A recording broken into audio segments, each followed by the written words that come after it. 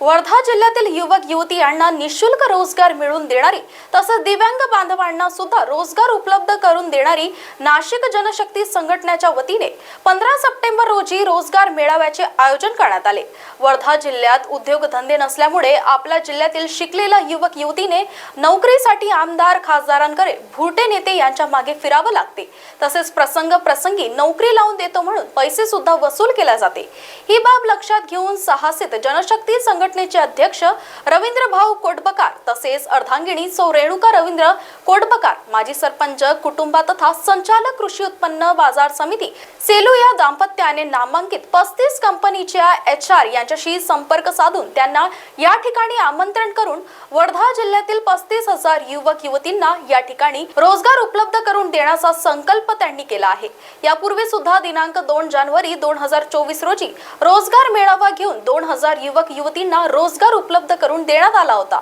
रोजगार मेळाव्यात नोंदणी करणाऱ्यांना तेव्हाच मुलाखत नंतर थेट नियुक्ती पत्र देण्यात येणार आहे। मात्र या नोकरीकरिता 1 रुपया सुद्धा बेरोजगार युवक युवतींना खर्च करावा लागणार नाही। पूर्णपणे निशुल्क रोजगारांची संधी उपलब्ध करून दिली आहे। तसेच दिव्यांग बंधूंना सुद्धा सहभाग नोंदवावे हे नम्र निवेदन करण्यात आले। मी रवींद्र कोटमकर साहसिक जनशक्ती अध्यक्ष आणि कार्यक्रमाचे आयोजन अध्यक्ष सतीश इखार तुमची मीटिंग सर्व पत्रकार बंधूंना माझा नमस्कार। दिनांक 15 सप्टेंबर रोजी आपण भव्य थेट रोजगार मेळावा आयोजन केलेला आहे।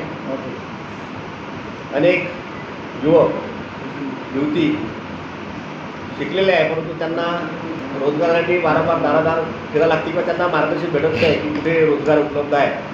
यासाठी आपण पुण्यातील बारामती, बुटिबोरी, चाकण, औरंगाबाद, अहमदनगर अशा कंपनीच्या HRशी आपण संपर्क साधून त्यांना सांगितलं की आमच्याकडे कृषी बेरोजगार खूप आहे आणि तुम्हाला जसं पाहिजे।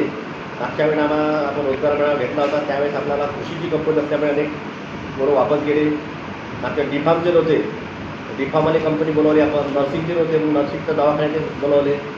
यामुळे आपण अनेक लोकांना या ठिकाणी कंपनीचे HR बोलवून आपण थेट त्यांना 35,000 जागेची आपल्याकडे रिक्वायरमेंट आहे आणि तुम्हाला मी ते कागद दिला, त्याच्यामध्ये स्पष्ट लिहिलं आहे की कोणत्या कोणत्या कंपन्यांचे येणार आहे आणि किती तिथे रोजगार उपलब्ध आहे। ते कंपनीच्या सोबत तुमच्या आणि ते शिक्षण आणि त्या शिक्षणानुसार रोजगार या ठिकाणी आपण उपलब्ध करून देण्यात येणार आहे।